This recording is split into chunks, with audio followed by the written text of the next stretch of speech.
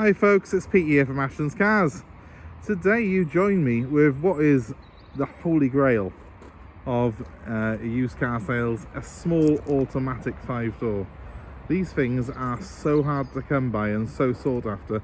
We've always got several customers waiting for automatic cars, and I've managed to buy a few recently, so I'm now going to retail this little Yaris, and I'm expecting probably to have quite a lot of interest in it.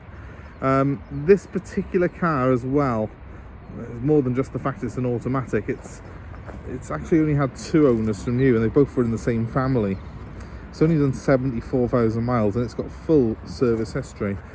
These are, by their very nature, one of the most reliable little automatics you can buy, and it's very complicated to go through on a video like this, but when you're buying an automatic car, especially a small one, you need to beware, because a lot of small automatics are not what they seem. They're not all automatics. A lot of them are these semi-automatic gearboxes. So if you see a car and it's got something like I shift or, you know, me shift or something stupid like that, it's not a real automatic. The Yaris here from 2004 was built from a time when Toyota were putting proper automatic gearboxes in their cars with a torque converter, and they're so much smoother and so much more reliable than these semi-autos, and you really have to be careful with some of the cars. For example, if you bought a Corolla of this age, it would have had a similar gearbox to this. If you bought the Yaris that then replaced the Toyota Corolla, it would have had a semi-auto, and despite Toyota's amazing reputation for reliability, the semi-automatics are not that reliable. If anyone's ever owned a Citroën Picasso with the EGS gear system on it, electronic gear shift I think it stands for, it should just stand for absolute crap, because they're awful to drive, very sort of difficult to sort of drive smoothly. When you put them in gear, they, unlike an auto, the way to tell actually if it's a proper auto, if you put it in gear on an auto, it should crawl forwards. If it doesn't, it's probably a semi-automatic, which is just technically a manual that's got a clutch inside it that's being operated automatically by the car. Don't buy one of those, buy one of these. So that's my rant over. This is a proper automatic, if you're still with me. It's a Yaris, it's done 74,000 miles, it's the T-Spirit model, so it's the high spec, and it's got the 1.3 litre 4-cylinder engine in it. These were built to last an eternity. They're strong cars, and they're very rare to get one on the market with automatic, with the 4 doors, and with a reasonably low mileage. This has done 74,000. So it is like the holy grail really of cars for me. As you can see, overall it's in very good condition. It is 19 years old this year, bless it. So there's a couple of little marks on it from where people have opened doors at Tesco's. Let me show you. See? I mean, I'm being very picky, but there are little marks on it. It's not a brand new car. There's also a very small dent on the bonnet edge right here. You see that? Again, I mean, you can see it's the size of my fingernail, but it's there if you know. But do you know what? I love this car, and I've driven it around the last couple of days. It's been great. I've just had it valeted. I've just had it back from the valeters now, and it's looking fantastic. And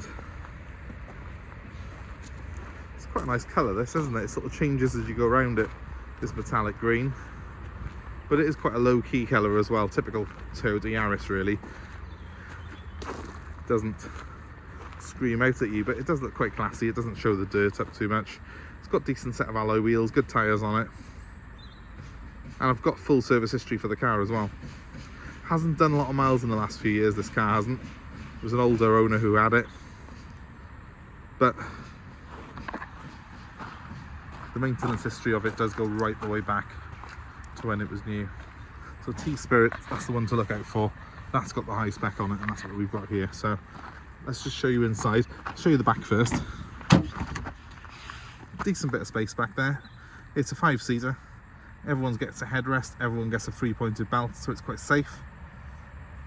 There's a bit of room underneath the seats in the front, so you can put your feet there, and this seat can be put back and forward a little bit to make more space in the boot if required.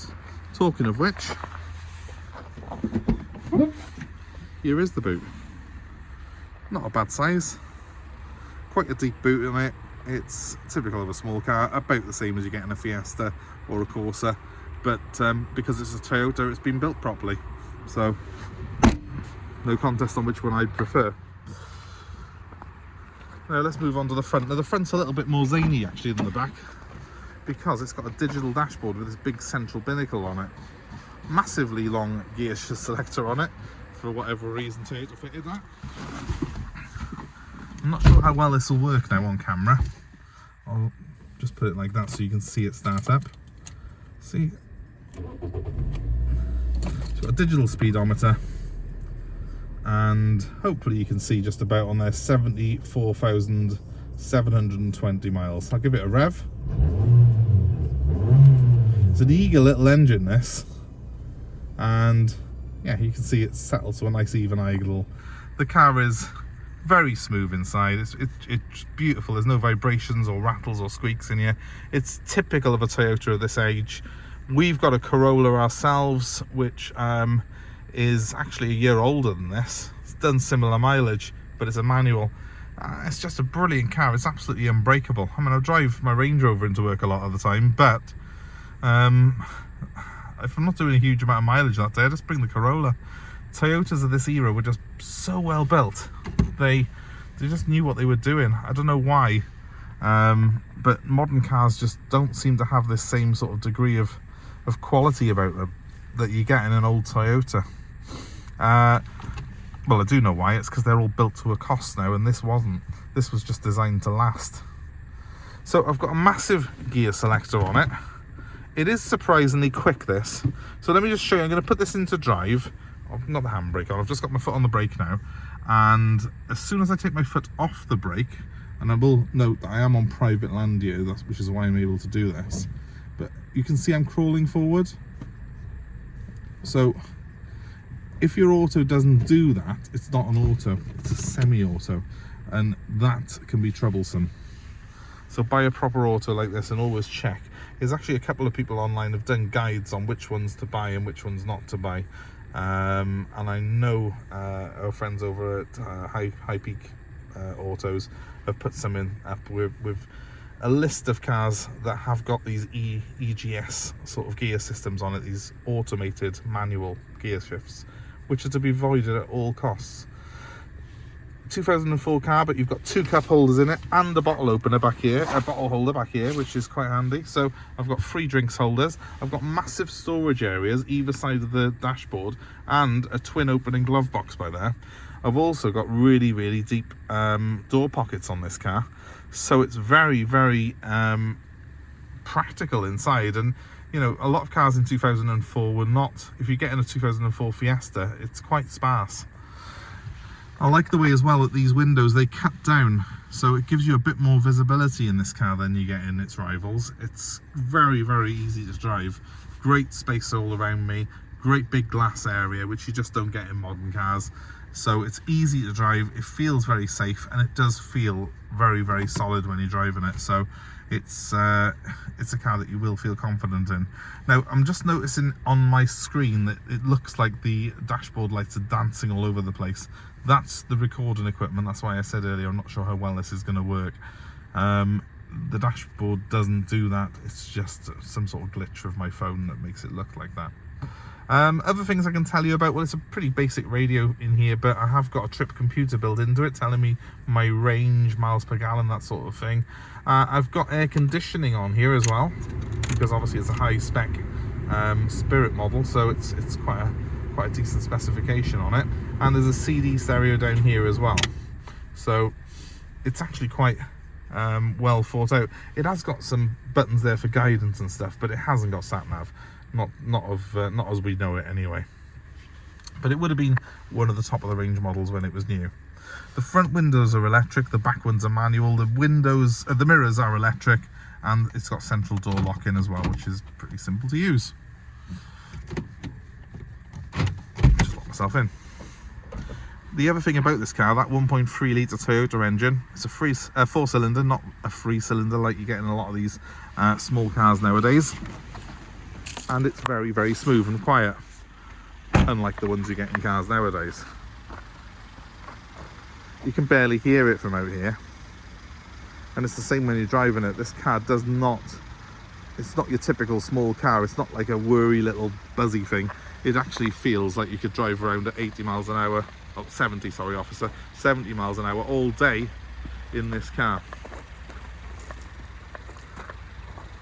So there you have it.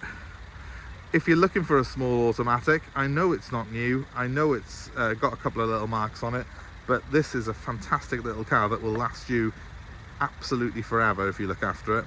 Just keep on changing the oil every year or so, and it will never let you down.